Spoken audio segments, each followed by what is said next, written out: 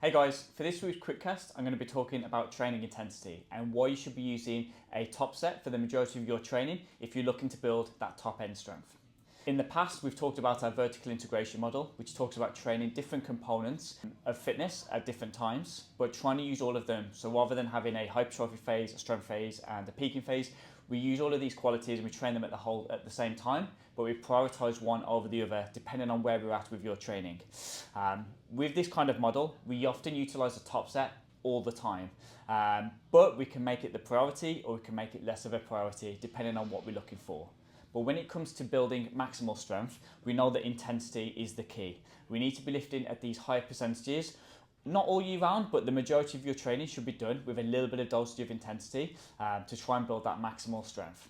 So what does this look like? When you're doing your strength training, we really want to prioritize that top end intensity. So we should be doing your top sets first, and it should be the hardest and heaviest set of your session. For example, if you're doing a squat and we're trying to prioritize building maximal strength, we might do a double or a triple around that 85 to 95% mark, and we're looking for like a relatively high RPE. The RPE isn't as key here, the key is the intensity. But doing that top set first means we're going to be able to lift the maximal weight on the day, which is going to help us build that long-term strength. So if you're trying to prioritize your top end strength, that intensity has to be the key piece of your exercise.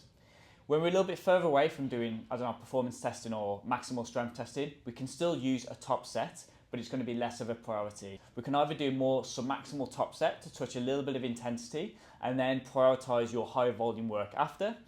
This might look like a triple at 82 to 85%, which is going to be a nice low RPE set. It's going to leave you feeling fresh, and then you're able to do your high rep work, which is going to be at lower intensity.